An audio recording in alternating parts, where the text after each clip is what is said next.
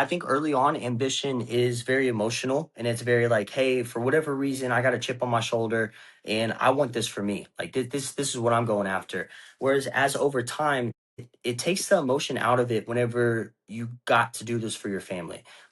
It's not like I don't wake up in the morning and go do this because for whatever reason I got a chip on my shoulder and like I just want greatness. I want to make more money than all my friends. I want to do this. Like I want to be able to afford these things, live this lifestyle. It becomes bigger than you, bro. And I think whenever you have that responsibility to your significant other, for me, it's my fiance, my baby girl on the way, my family, a family run company, my team, my leaders, my homeowners. Like whenever it becomes bigger than yourself, it takes it to a whole nother level. And it, like I said, it takes that emotion out of it.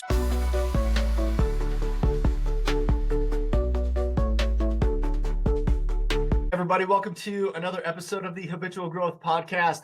I've got a good friend of mine on today and a guest that I have actually been looking forward to bringing on the show for quite some time.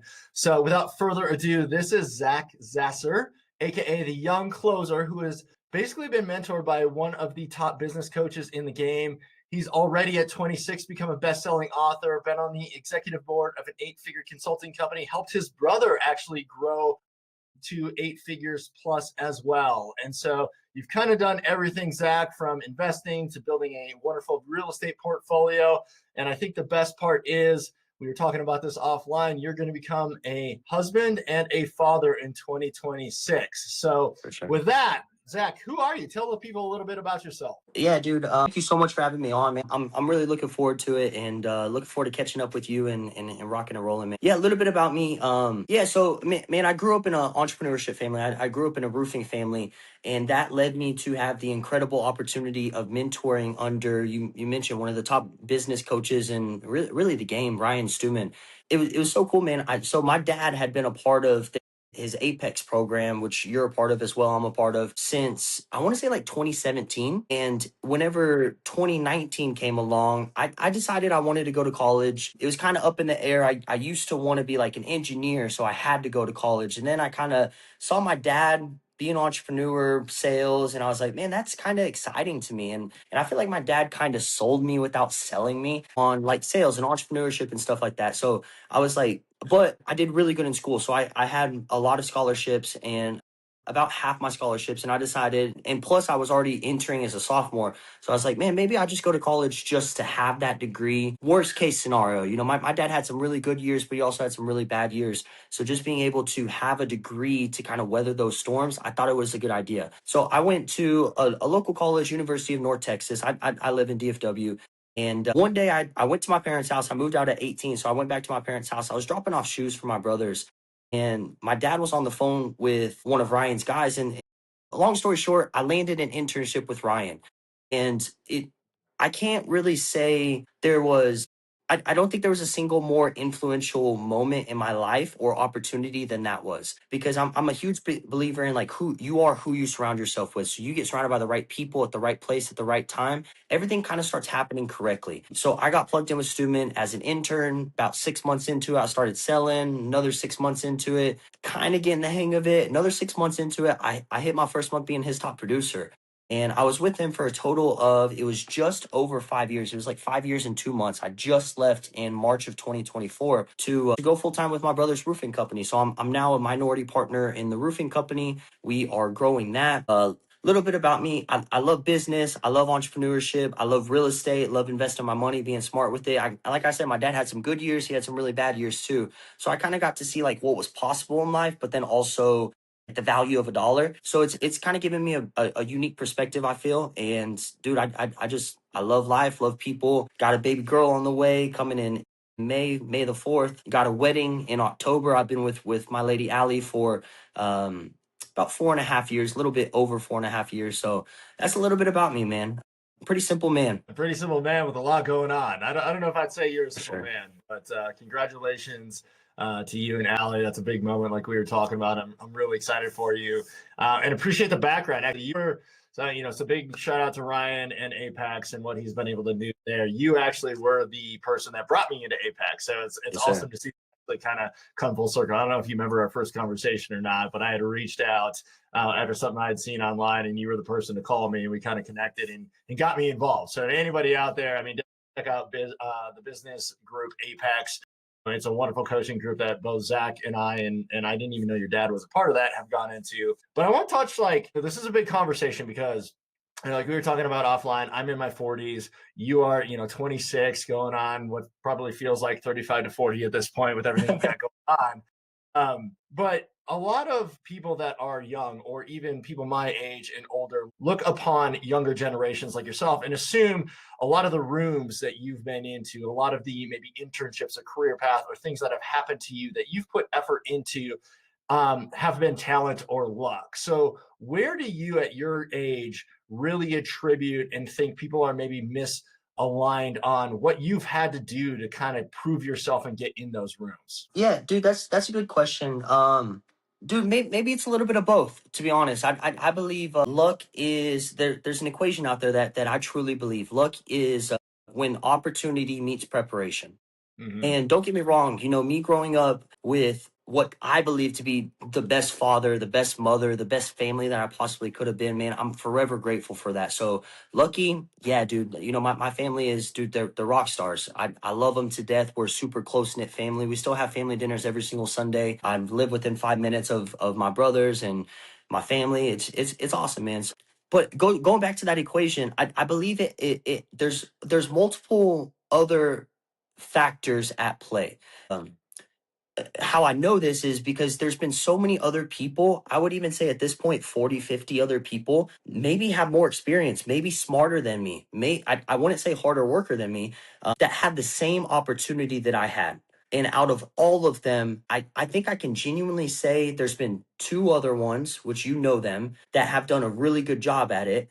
And in my opinion, still didn't even excel at the level that I did. And I say that very humbly. I'm very grateful for everything that I learned from Stumann. I take pride in my work ethic. So luck, yeah, me growing up in DFW and in an entrepreneurship family, having an awesome family and stumbling upon that opportunity 100%, man. That's God. That's something above myself. As far as being able to take that opportunity and do what I've done with it, as far as amassing a real estate portfolio, and going on to become the top sales producer. I sold over $14 million in sales for Stumann.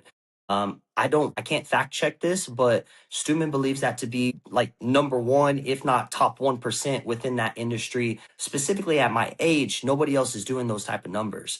And then to be able to go on with it and to be able to grow Lone Star with my brother, um, once again, man, I say this as humbly as possible. I don't believe it's luck. I believe luck had something to do with it. It gave me the opportunity. But as far as being prepared, and another thing, back in high school, whenever I was kind of just struggling with deciding if I want to go to college or if I wanted to go the entrepreneur route, my dad started buying some courses, and I started learning digital marketing and SEO and how to build a website, make it show up first on Google for roofing in Corinth. And so if I hadn't done a lot of those things, I never would have been able to excel as an intern and eventually get an opportunity to sell, and then an opportunity to thrive as sale, and then become a part of the executive team on Apex and grow the roofing company. So um, I think it's very common for every generation to always, man, this has been going on for years. And I think probably the only generation that can actually say it and be factual is the greatest generation to ever do it. Back that fought world wars and stuff like that. I think they call it the silent generation. They are probably the only ones that can actually say, hey, the next generation is a bunch of pansies and stuff like that. Everybody else, man, there's definitely differences between Gen X and Gen Z and millennials and all that sort of stuff. I don't necessarily think that's worse. I don't think it's better. I have my own opinions on like generations that I really like get along with, partly, Gen X and stuff like that with my parents and stuff like that. But yeah, man, I think people can always talk down on success and stuff like that, especially whenever they're doing things at a high level. Just don't get me wrong. I believe luck had a part to play in it, but as far as taking that opportunity and building something with it, that's rare.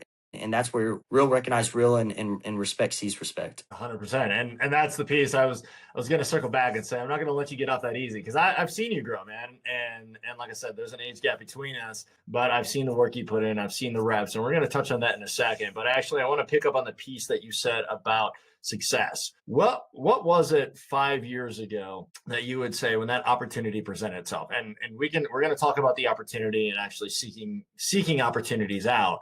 But what did you believe about success, 5 years ago before you started your internship that you now see as being naive? That you're glad you saw it as naive, but it wasn't what the definition of success actually was, like the work or discipline, accountability. What was it that you used to think about success that you think differently now? So, Nathan, I think I have a really unique perspective on this, being literally driving around on private jets with Ryan across the entire country, being plugged in with some of the top entrepreneurs in the game, flying around. Literally, Stumann's friends with all these people. So just me being able to tag along with him and hear their conversations, hear how they talk, hear their problems, all that sort of stuff. One thing that I believed about success prior to actually being exposed to it is I always thought it was something that happened, one, quick, and two, maybe there wasn't an exact blueprint on how they did it, but it definitely had a role of luck. Luck was definitely like something had to have happened in order to give this person, maybe they were born into a trust fund and then they invested it into the right stock and that stock took off, and it was fairly quickly. It was within 12 months, 24 months or something like that. One thing that I've really started to notice is my definition of success has changed. I believe my definition of success is doing a series of really good tasks that you know are good for you over and over and over and over and over again. Discipline, consistency, and eventually by making those good decisions and implementing those good habits, you will have success. If you want to be a good father, do what it takes to be a good father and you'll become a good father. If you want to be shredded in the gym, do what it takes in order to be shredded in the gym and you'll be successful in that aspect. Same thing with business as far as financially. If you want to be successful financially, if you want to go on and build a business and build teams and make sales and all that sort of stuff, invest your money, do what is required. You're going to have to be tough. You're going to have to be resilient. You're going to have put in consistency and put in the reps whenever nobody's even looking or you don't think that they're getting results. You're going to have some marketing edge. You're going to have to understand human psychology. What makes people tick? What makes people buy? Why would somebody want to buy from you whenever there's 10,000 roofing companies in DFW? What makes somebody want to work with your company? Why do they think that their future will be brighter because they're working underneath your umbrella? So whenever you start thinking about reverse engineering what it takes in order to be successful, you start realizing it's not something that happens in 12, 24 months for majority of things. Maybe fitness, maybe you can get fit within 12, 24 months, but majority of things, especially business, financially, it's going to take longer than that. You're going to need some time, but you're also going to need to reverse engineer all the good habits required in order to get to that level. You're going to have to be smart with your money. You can't make a little bit of money and be seduced by success. You can't go buy a bunch of toys and just do that. What is it? The middle class trap. You make a little bit of money, you go buy stuff. Now you're stuck in a perpetual state of bad debt. How can we get some good debt? How can we understand how the dollar is getting inflated and you want to get some real assets? You want to buy some silver's doing really good right now. Real estate, buy some debt. Get some good debt, get some mortgages on those houses. Don't just buy the house because dollars going down, real estate asset prices are going up. So I think that's been something that has really changed. Another thing that I think has really changed, and I think this is going to really help your audience and my audience as well, is a lot of the success that you see, especially in the social media world, is fabricated success. If you go, there's an Instagram account out there called Baller Busters, and they just posted some younger kids that went out and bought like a $2 million Conan Seg and a Lamborghini Scion and stuff like that. And they were like, hey, these are not rented. I bought these, stuff like that. I'm 23 and I had a $3 million car. Come to find out they got repoed within a couple of months. A lot of that stuff that you see that we think is real is actually not. Believe me when I say this, Stumann taught a lot of these coaches and gurus out there. He got to see from the back end. A lot of these people that say they're doing $100 million in a year, they've done probably $100 million over the last 6 years. If you combine all of those, that's a blatant lie by being able to say that you did $100 million in a year whenever it's been 6 years of you doing. Don't get me wrong, that's fucking incredible. That's an incredible business to be able to do 6 million, 12 million, 20 million, 30 million, 50 million, and you add all those up. And over 6 years, you did 100 million. But don't lie to these people. A lot of the times, success is a lot more simple.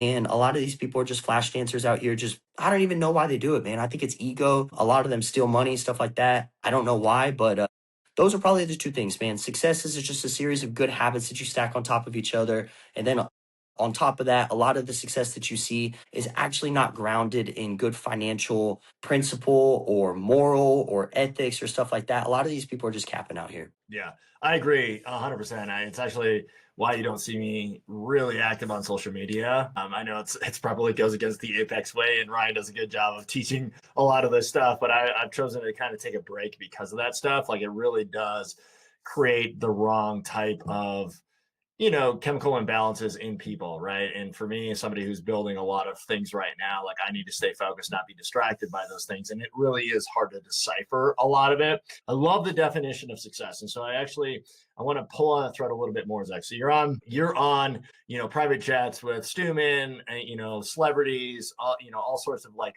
people that have real wealth that aren't just these flashes in a pan. And at some point, you went from, hey, these are really interesting conversations to, I need to go out and execute this. So and I've seen you do this, chose the reps, you chose the conversations, you chose the exposure and the accountability. But what was the point, or even one conversation, if you can drill it down to that, where action became the most pressing thing? It went from, hey, I'm just going to absorb to, I need to get my butt moving. I need to get out there and actually start implementing the stuff on my. Dude, you're a really good interviewer because the fact that you can ask that question and I can pinpoint one exact moment, one conversation. It was actually one question that like changed the game for me. It was when was it? September. It was September. So we did a private jet trip to Cabo twice a year. Every single year with student. People would pay anywhere from, I think the lowest was 10K to like the highest was like if you wanted a couples it was like 30K. But a bunch of successful entrepreneurs, they all come to Dallas. We fly together on a private jet to Cabo. Stumann brings some of his friends. This one was, if you're familiar with Lions Not Sheep, Whalen. This one had him there. And we were all sitting there at a dinner table, and this was back in 2021. This was September 2021. It's actually like 2 days before I started 75 Hard for the first time. So you were just talking about 75 Hard. We were sitting there, and one of the guys who's very successful, like you don't pay 10, 15, $20,000 to go on a trip like this. He was a part of our executives program if you're not successful. So he's sitting there and he's like, hey, Sean, how do I get to that next level? And I'll never forget it, man. Sean looked at him and he said, what the fuck does that even mean?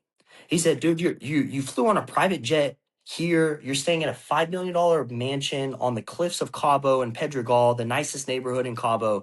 You're like, you're running a I think this guy was running a multi 7 figure business. Like, dude, what do you mean? Like, you're a multi-millionaire. Like, what is that? What do you even mean? What does that mean? What do you want?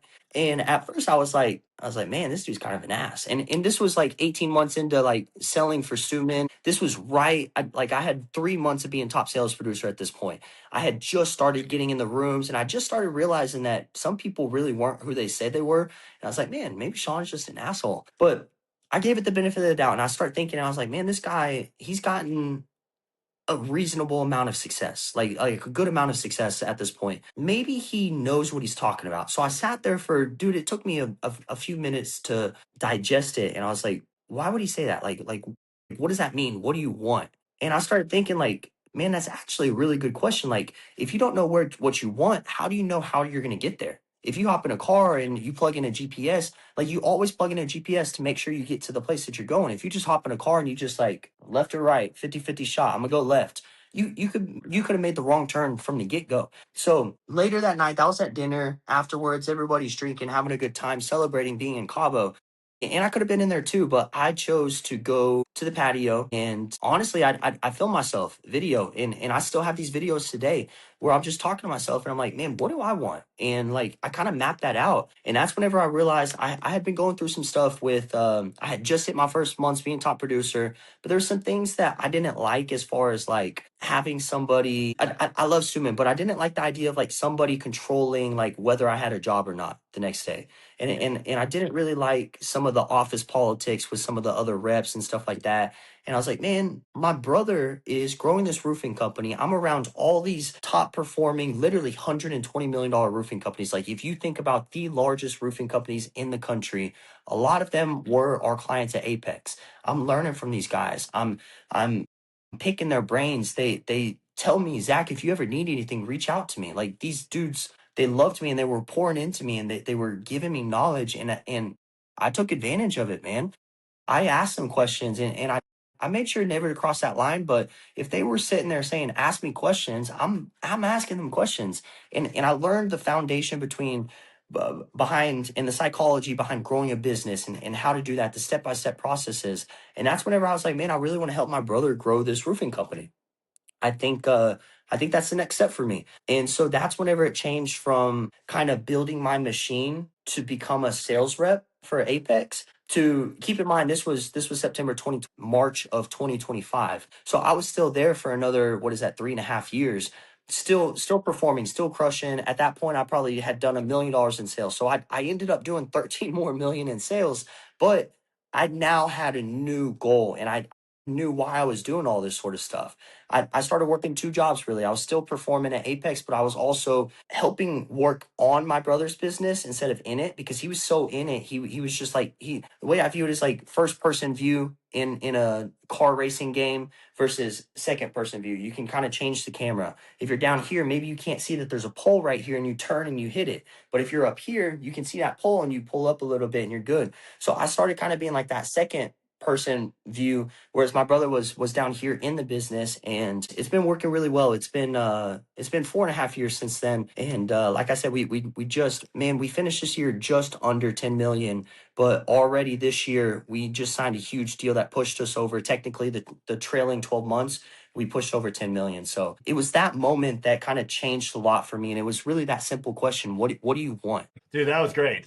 And there's so many things I could pick apart from that. And I'll just share another example. It's kind of funny when you start down a path and you start dealing with successful people, they respond differently, which to some people, if you're not used to that, can be really abrasive.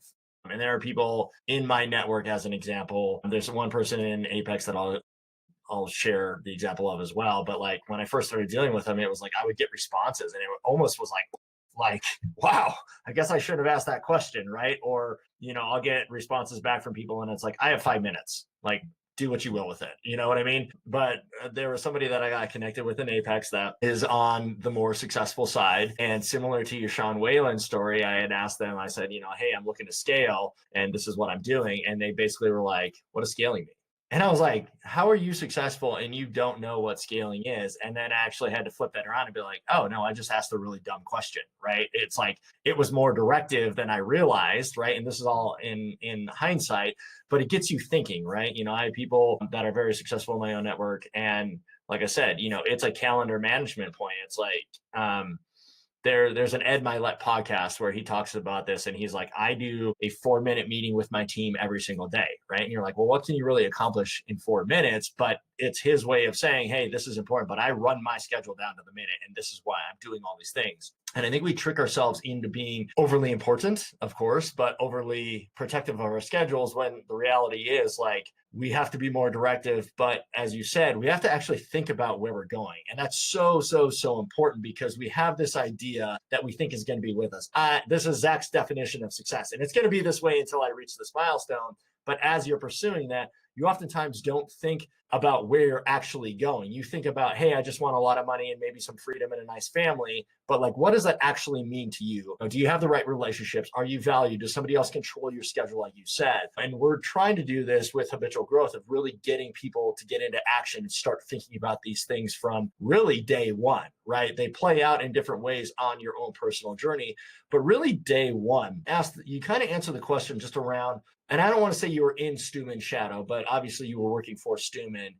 Was it truly I don't want somebody controlling my schedule, I need to aim differently? Or what was it that really caused you to say, I'm going to step out and really go after something my heart is truly set on? Was it the relationship with your brother? Was it the supportive role that you were playing? Was it somebody else controlling your schedule? Like, kind of what went through your mental thought process when you were thinking about these things? Yeah, so you mentioned being in Stuman's shadow. I just want to clear the air. It in no way was it like an ego thing. I feel like a lot of people, it's kind of like you're playing that player two. There's Yeah. always somebody ahead of you, and it's Mm-hmm. like they want to be the guy. Truth is, I love playing that player two role. And a perfect example is me and my brother. I'm the player two. I'm not even the guy. Like it, like It was never like an ego thing. It was never, I want to be the guy. I want to be the front of it. I don't want to be something like that. Like I love playing that player two role. It goes back to, like if you're playing a GTA or something like that, like a video game, you got that camera where you're down here and you can see some things, but if you're up here, you're kind of out of it. You can see things from a different perspective. Like that's the best example of like how playing that player two role feels to me.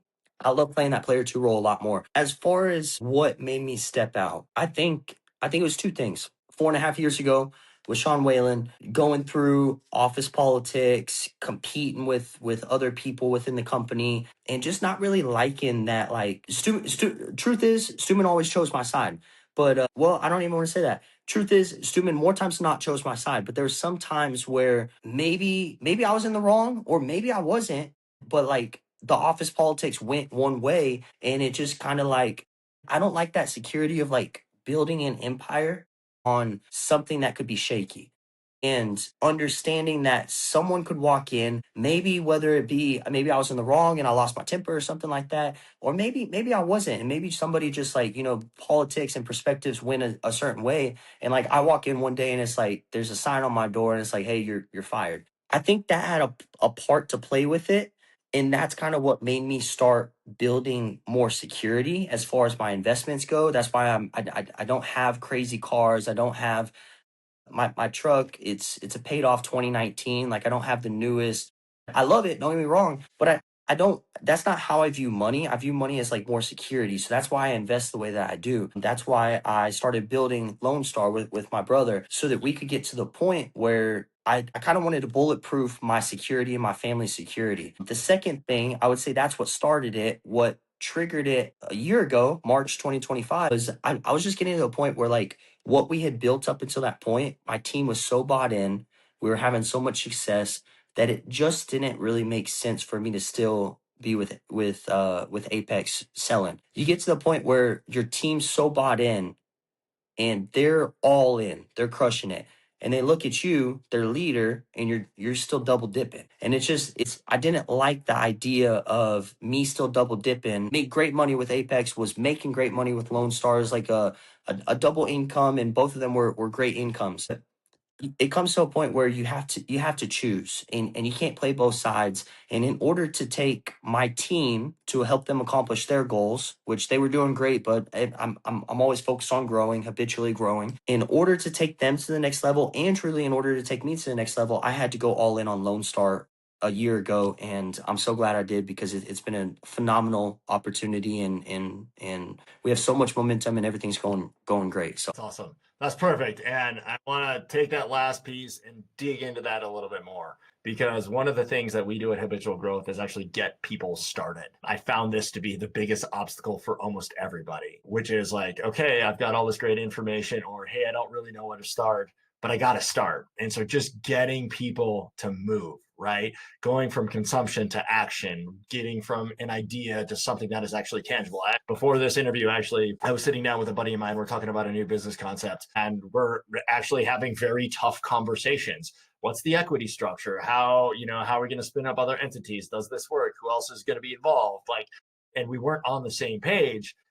It's a risk, but over the course of my professional career, this is something I've definitely grown very accustomed to. I used to be so much more risk adverse than I am right now, that I don't even think about risk in the same capacity. So when you, like, putting this back to you now, when you were first taking, like, maybe applying for the internship, or whether it's now leaving, or was leaving, Apex and going over to Lone Star, that was a risk. When you were spending your hard-earned money on your first, down payment for a house or whatever it was, how did you view risk to get yourself started, especially at a young age where you don't have a lot of the experience, you didn't have that track record of seeing things pan out for the better?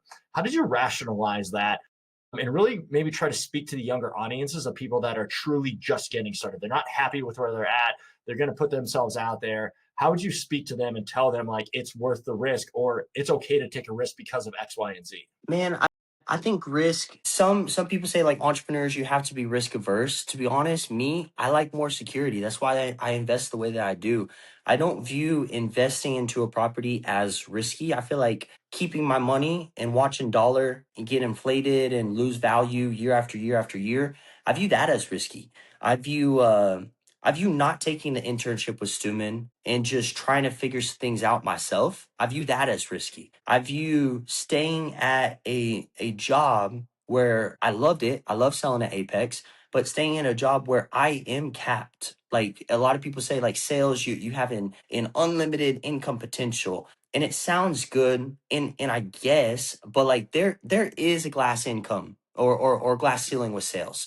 You don't see people making too many making 1 million, 2 million, 3 million selling. So, and I'm not saying it's all financial, but I kind of flip risk and I view risk as like the opposite. It's not that I like risk. Truth is, I really don't like risk. That's why I perform the way that I do. Because not taking that internship, whenever I truly have nothing to lose, Stewman was offering me $15 an hour. I would have done it for free. I'm in college. I had saved up money. I've always been good with my money. So I did landscaping. I'd saved up money. My truck was paid for by cash. I paid for it myself. I didn't really have anything to lose. So the risky thing would be not taking that opportunity. The risky thing would be not buying those properties because I just had money sitting around. Once again, you do a series of good things, you make sales, you stack money, you don't spend all your money. Now you look up and you got more money than you really need to do with. Everybody kind of has like that financial number where like you look at the bank account, it's like, oh, I'm good. Like what happens whenever it gets above that? You start self-sabotaging, you start figuring out ways to spend that money. It's not good. Put it in a different bank account. Once it gets high enough, buy something that's an asset that's going to go up in value. That's not risky. Keeping that money in my bank account, that's risky. Making that move to Lone Star, that's not risky because I built up the foundation. I didn't have an idea 3.5 years, 4.5 years ago with when Sean Whalen was like, what do you want?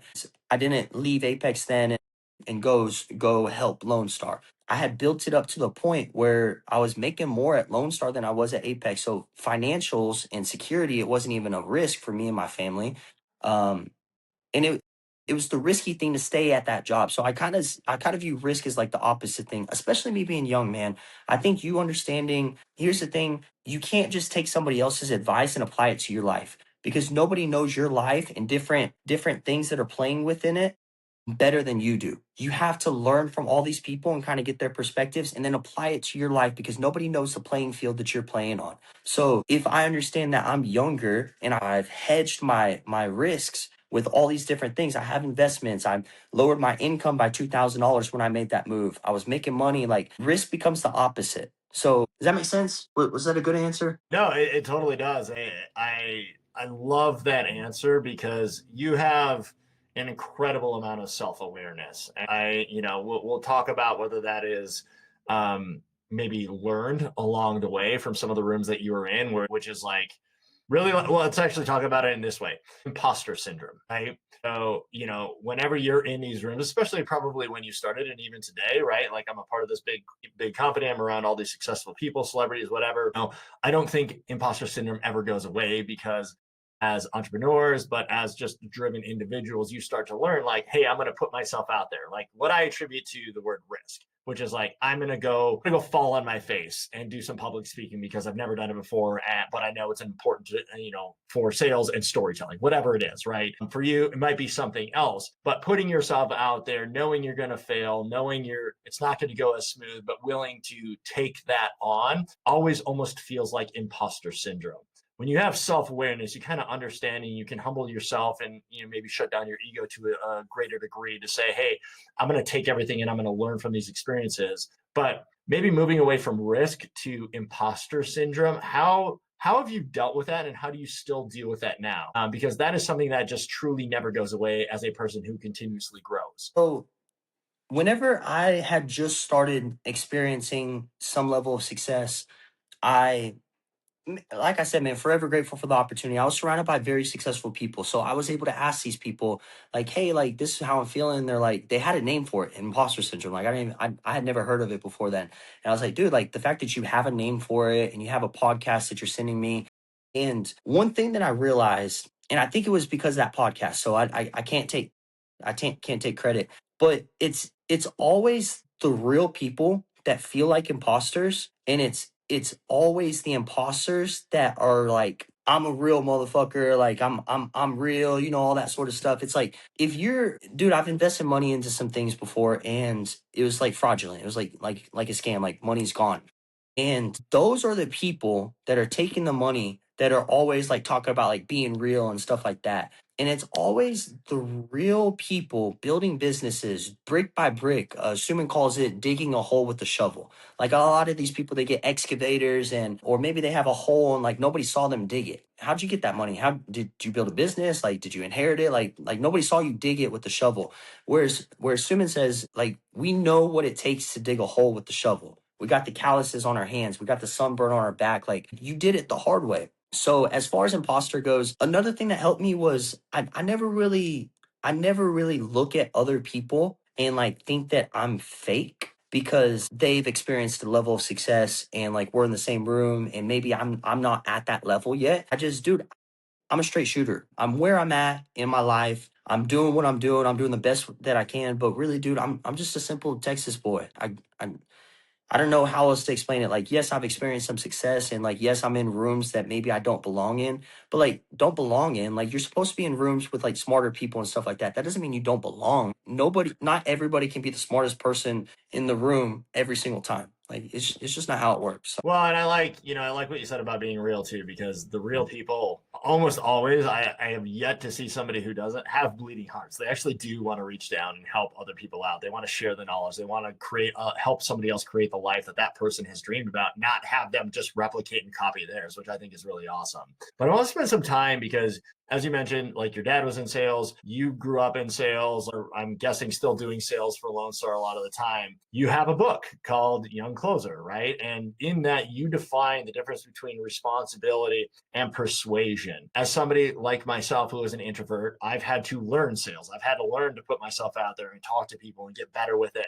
and really, quite frankly, fall down on my face a number of times. You've kind of lived this. So tell us, like, just define. Cliff Notes is fine. We want people to go out and purchase. So go purchase Zach's book, read Young Closer. Got a lot of great stuff in there.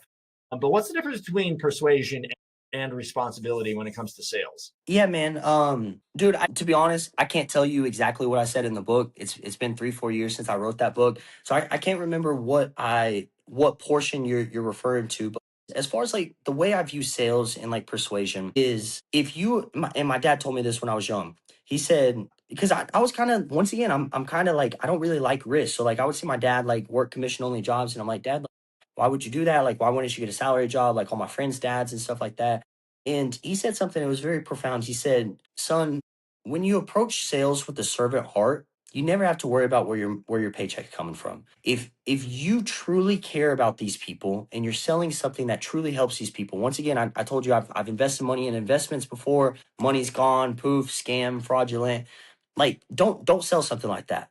But like right now, I sell roofs in DFW, in literally the number one hail hit area in the entire country. You guys are probably number two over there in Colorado. I genuinely feel like there are a lot of fraudulent companies in DFW in the roofing industry, and I genuinely know that everything that we do has the homeowner's interest at heart, best interest at heart. So whenever you approach it with the servant, it becomes your duty, and you say the difference between persuasion and responsibility. I think it is your responsibility to communicate effectively and understand human psychology in a way that you don't let them say no to you. What is the right word for that? Like, in a good way though. Like, not in a like pushy like way, like in an ethical way is what I was looking for. In an ethical way. Like, if at the end of the day they say no and they understand everything that you guys offer and stuff like that, like, dude, they have free will. They can go with whoever they want.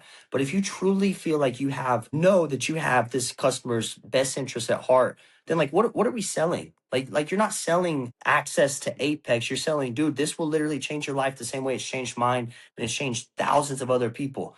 Like, it's $3,000. If we have to do a payment plan, we can. Like, how can we get you in, bro? Because we have people in the exact same industry that you have that have plugged in with this network and these people, and it's changed your life, myself included. Um, Roofs. Hey, insurance is paying for 95% of this roof. All you're responsible for is your deductible. Here's all the upgrades that we offer. Here's the warranties. Here's where a lot of these roofing companies that have less than 50 5-star reviews, are taking shortcuts and stuff like that. We've stood the test of time. 95% of roofing companies go out of business within 5 years. We've been in business almost a decade. Before that, my dad had his own company. Only reason he dissolved that is because of personal issues. He didn't want to grow it. We wanted to grow the company, so we started our own. I'm second generation roofer. My dad's been doing this for 2 generations. What are we selling? We're not selling a roof. We're not selling Apex. You're selling helping this person and truly approaching it with the servant heart. It's a completely different game that you're playing at that point. Yeah. No, 100%. And actually, when you were saying, I don't let people tell me no, again, just picking on Ed Milet, it reminds me of something that he had said when he was selling insurance way back in the day. And he had talked about the fact, like, he would sit down with people and he said, I'm not leaving until, we get this piece of paper signed. And it was all because he had a client that actually refused to sign at an in-person meeting that he had. And I believe, I could be incorrect on the statement, I have to go back, it's been a couple of years, but I believe he left, they didn't sign the agreement to get themselves insurance. They were in a car, that couple, that family was in a car accident. I think the wife died, or the wife and the kid died or something like that. And it was within a couple hours after he had that conversation. He was like, after that, he was like, I never took no for an answer. And I don't think he did it in a pushy way. Obviously, sales is sales, but at the end of the day, it was, hey, I care about you. I want to see you safe, and this is why. And he had a real life example of like how that can impact somebody. So I agree. I think if you approach it in that way, the nonsensical, hey, I'm not going to be too pushy, but you also have to understand the importance of what this is extremely important to sales. Is that something that you still had to learn, even though that was in the back of your mind? Did that take a little bit to actually hold on to, and you had to get used to like, hey, I'm not trying to push you into sales, but at the same time, like, this is a more authentic way to go around it? Or did you start from go and just kind of approach it in that way? I think that like stuck with me, and I think that was a foundational piece to my whole strategy and like my outlook on sales is like, Yeah. hey, some people are going to yell at you. Some people are going to slam the door at you. Some people are going to say that when I was selling Apex, like, hey, you're fraudulent sales coach, life coach. Like, some people are going to say that. It's okay. They don't understand my heart. They don't understand that I'm truly just trying to help these people, and not even to sell them. Like, we had plenty of free resources too. Like, there's so many things that we could have helped them. As far as the roofing side goes, you don't have to choose me to do your roof, but as long as you know XYZ, I hope you do, but as long as you know XYZ and you look for another company that is in that 5% of other good ethical roofing companies within DFW. Don't get me wrong, we're not the only one. Like, there's other good companies, but there's just 95% of them that aren't. So as long as you approach it with a servant heart and you just like, at the end of the day, it's like they can do what they want. I'll try my best. I truly believe that we are the experts, and that we're going to take care of them better than anybody else. If you approach it that way, you're just playing a different game, bro. Sales doesn't become, let me make money, let me call all these people and just make money. It's just like, dude, like we are helping people that come to our company. Like, we're helping them grow better. One of my sales reps, actually my top sales rep, he just reached out to me and he's like, hey, what do you think about XYZ, boom, boom, boom, like investing in a property, but it's like he wants to live in it. So like our strategy is kind of like what I was telling him is like, buy a property every 2 years, move into it, live there for 2 years, and then rent it out, go buy another one. And he's like, hey, what do you think about like if I buy this one, but like I don't rent it out, da da da. Like, dude, like he's winning, bro. He's buying real estate. He's invested in a duplex with me that's printing cash. It's it's awesome to see that, man. And whenever you realize that like you're just genuinely trying to help people and you don't expect anything in return, law of reciprocity, bro, it works 100% of the time. Like, these people are they're going to have a level of loyalty to you because you help them get to a level that they never would have gotten to. Same thing with Stumann. If you help enough people get what they want, eventually you'll get what you want. Yeah. Yeah. And I want to be clear to the listeners too. I know we had started talking about it with that question just in sales in general, but I loved how you kind of brought that full circle. And it's like, this applies to every relationship, whether that's your spouse, whether that's your kids, whether that's a business partnership, whether that's, a community member or a neighbor, whoever. Like, if you just approach it with that servant heart, there's so much more opportunity long term that comes out of it. And so try to focus on not the short term win, not what you personally can get out of it. Yes, you need to take care of yourself. Yes, hopefully you're getting paid and all those wonderful things. But if you focus on the long term, helping somebody else get what they want, there's so much more benefit that comes from that. Whether it's today, tomorrow, a year, 3 years, 5 years from now, it will come full circle. For sure. Yeah, man. Well, let's talk about responsibility shifting over time. We've covered a lot today. You are going to become a father. You're going to get married, as we've already covered. How has that really shifted the way that you think about ambition, right? Because ambition, I think, is something that is innate. I do think it is learned, but it is hard to maintain. But once you start to bring in greater responsibilities into your life, a spouse, a kid, other businesses, how do you think about ambition and how it is you are shifting it for yourself? Yeah, that's a great question. I think early on, ambition is very emotional and it's very like, hey, for whatever reason, I got a chip on my shoulder and I want this for me. Like this is what I'm going after. Whereas as over time, it takes the emotion out of it whenever you got to do this for your family. Like it's not like I don't wake up in the morning and go do this because for whatever reason I got a chip on my shoulder and like I just want greatness. I want to make more money than all my friends. I want to do this. Like I want to be able to afford these things, live this lifestyle. It becomes bigger than you, bro. And I think whenever you have that responsibility to your significant other, for me, it's my fiance, my baby girl on the way, my family, a family run company, my team, my leaders, my homeowners, like whenever it becomes bigger than yourself, it takes it to a whole nother level. And it, like I said, it takes that emotion out of it. So like early on, you say like people struggle with getting started. It's because there's a lot of emotional decisions early on. It's like, hey, do I feel like hitting 100 cold calls today? Do I feel like hitting the doors today? Do I feel like spending more money on this investment whenever maybe it makes me feel more comfortable to have that money in my bank account? It's very emotional, but whenever it starts becoming like I don't have a choice, like this is the path, this is what I have to do, and if I do this and then I start hustling, like it's going to take care of it. You don't decide on if you're going to take action today. Yeah. It is what it is. Yeah. And do you view, I know you said you think about risk in a different way. Do you then say, okay, well, my responsibilities lie here and therefore I can no longer do this or, this behavior no longer serves me. Have you had any of those internal conversations yet with yourself? Yeah, so perfect example is I'm not drinking right now. It hasn't been a long time. Like don't get me wrong, it hasn't been 6 months, a year, or something like that. But it's been a few weeks since I've actually drank. New Year's didn't even drink. Was in left my brother's house at like 10:30. It's just like my habits are changing, and it's not I'll give up alcohol forever. It's just like it really isn't serving me right now. So I'm moving differently. Another thing, being in the gym, I'm doing different workouts. So you and I were talking about this, like how I'm feeling sore from doing bodybuilding, just trying to get bigger for like the last 4 or 5 years. I'm doing more like athletic stuff, like more I'm walking every single day. You talk about getting 10,000 steps. I'm walking a lot more. So this morning I didn't have a workout. I went for a walk and that's what I was doing. I was getting my steps in. So long story short, as your responsibilities change, you start living differently and your habits take hold different ways too. Yeah, you were talking about those steps, and you made me think of our boy Frazier. I swear, like he's gonna make me go out and get a little walking pad every time I talk to him. At least when I talk to him, right? I got to be on the For screen sure. movement.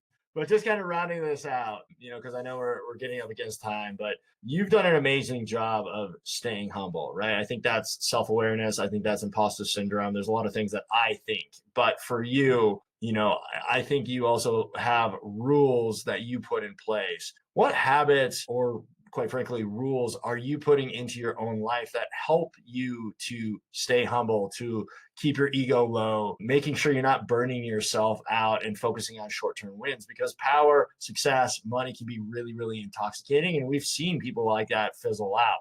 So what are you doing to yourself to really make sure that you're progressing and not giving into that intoxication of success, fame, money, whatever it is? Yeah, I think two things. One, I'm really growing my relationship with God. I grew up going to church, and then basically something happened with the pastor with his like adopted daughters, just like a really messed up situation. And it drove me away from at least church, not so much God. And maybe my relationship wasn't the best with God ever since then, but it drove me away from church. I hadn't gone to church or anything like that. Over the last couple years, specifically the last 6 months, 6 to 8 months, I've been going to church a lot more. And it's from a different perspective this time. It's not like, hey, I'm going to church because I believe in God and like that's it. Like it's like I realized that the Bible is one of the most historically proven and like fact checked and like everything cross references and like years before thousands of years they were talking about like specific events that were going to happen and then they happened and there's so much proof behind it. And on top of that, I just think a lot of the lessons in that book, like I genuinely believe there's a God out there. People say there's something bigger. Like I believe it's God.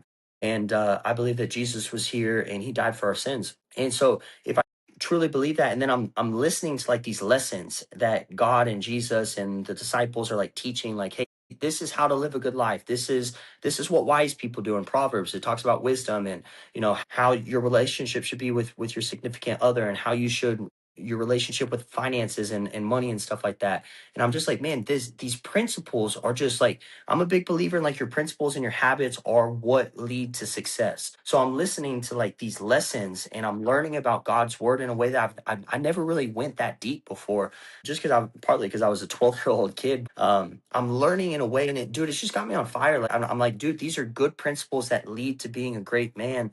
And I do believe that the way to eternal life is through accepting Jesus Christ as your Lord and Savior and living a righteous life. So I would say that is one that's like my ultimate goal. Like life is so much fun, man. I enjoy it. I like making money. I like building businesses. I like investing. I like cars too, bro. Like my brother's real big on cars and stuff like that. I love cars too. Eventually I'll own some cars too. I love it, man. I love going to restaurants that we like. I love going on vacations and stuff like that. But like ultimately, like there's gonna come a day where I have to answer to something bigger than me. And I have to be able to say, like, hey God, you blessed me with all these things, and here's how I was a steward of those things.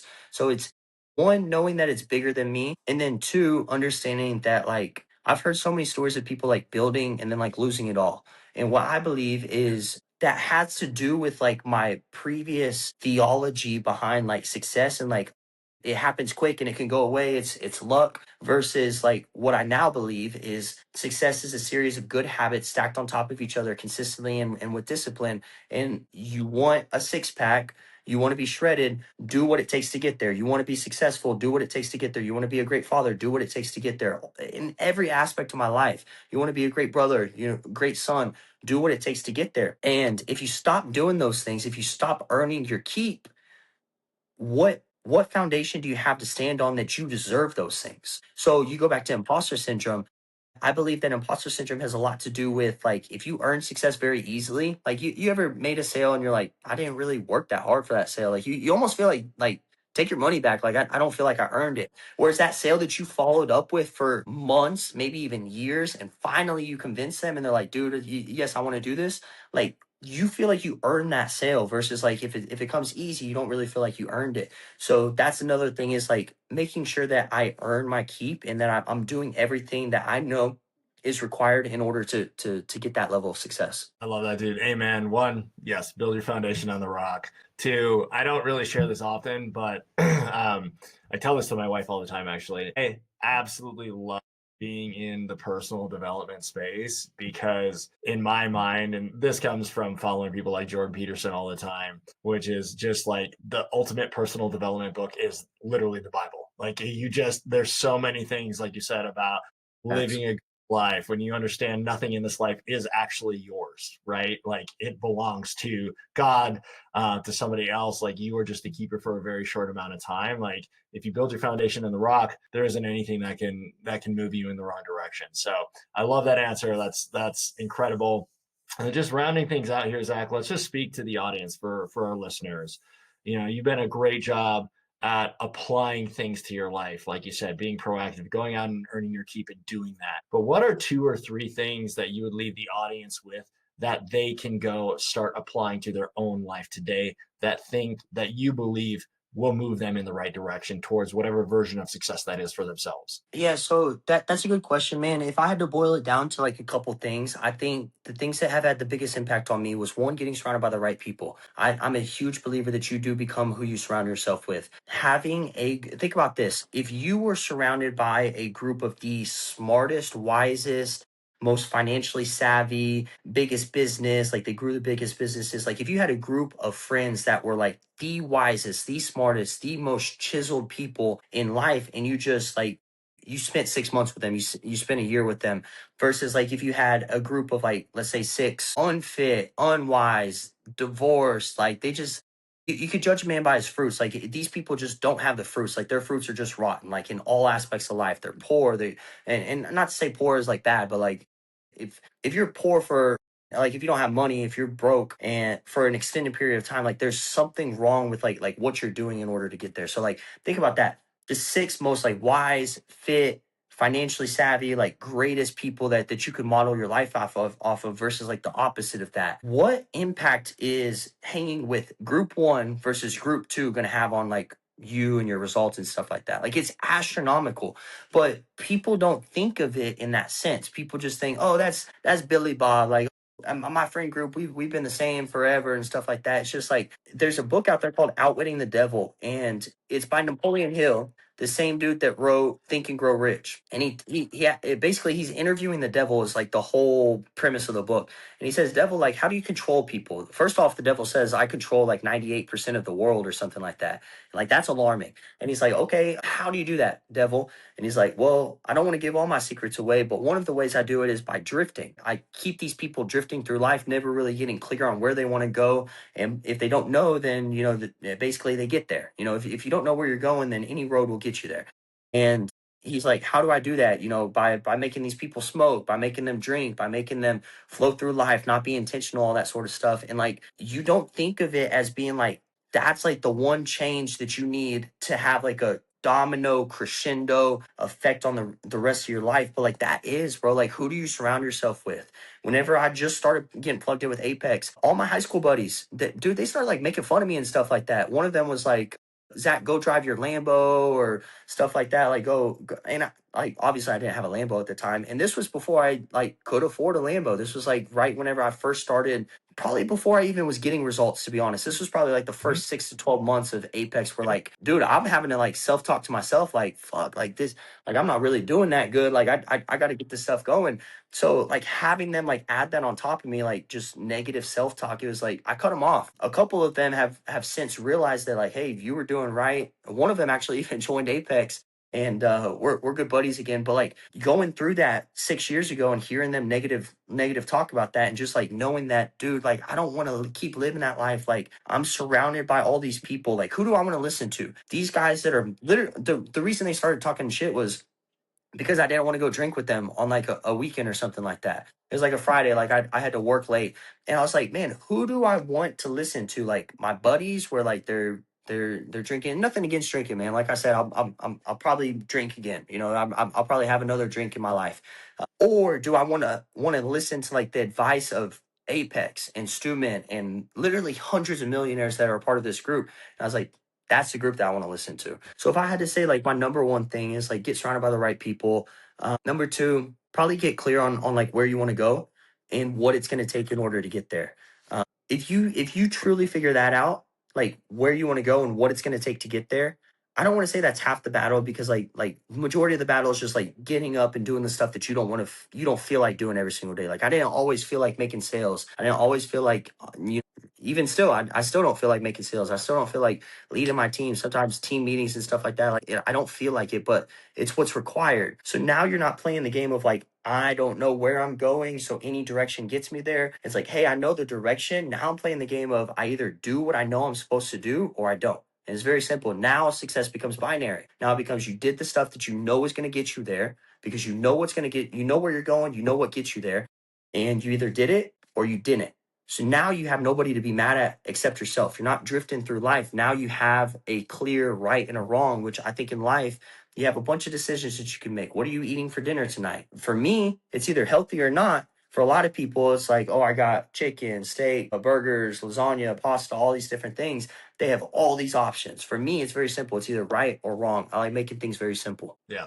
Yeah. Amazing. I love those too. And if you didn't believe in God, I'm going to tell you do right now, because you brought up, we did not plan this. I'm just going to say this out now. Zach, I don't think you ever saw this, but like one, I'm reading Outwitting the Devil again. I'm reading it right now. I'm like in chapter 3. But two, literally, it was the book that changed the entire trajectory of my life. It is actually what drove me to Apex. And it was the chapter of drifting. And I read it when I was an alcoholic at 35, and I was like, this is terrible. And I read that chapter, and I've never drank since. And so I love it. Amazing book. So one, for the audience, go download the Habitual Growth app, because everything Zach is talking about is getting your life and priorities straight, getting a vision, which we have goals in there, getting your daily action set up so that you literally can focus on what you are doing every single day to move yourself forward.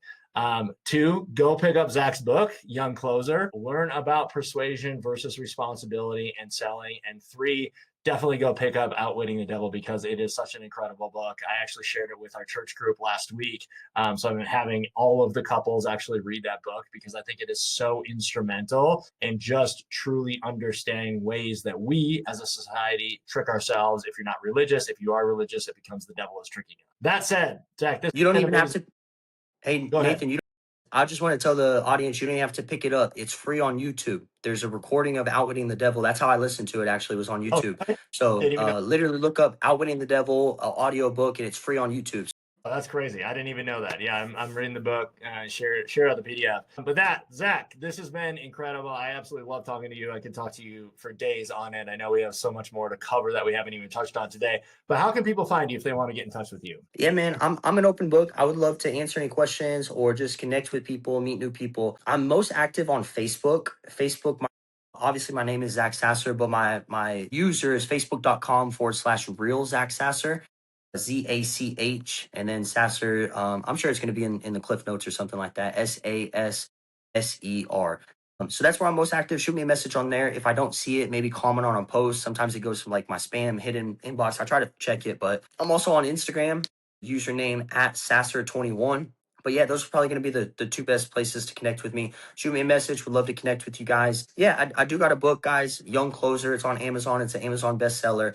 And it's cheap, man. It's $7, $8. I did it basically as cheap as Amazon would let me. I'm not making, dude. Honestly, it cost me like $10,000 to write that book, and I think I probably $7. I think I've sold like 700 things, so probably like $4,900 is, and not even some of that goes to like the cost of the book. So like I'm in the whole like $8,000 on that book. The purpose wasn't to make a ton of money, man. I got surrounded by some incredible groups of people, and I thought it would be very selfish for me to just I knew I could, but I thought it would be very selfish for me to just take that knowledge and go build my businesses, build success and all that sort of stuff.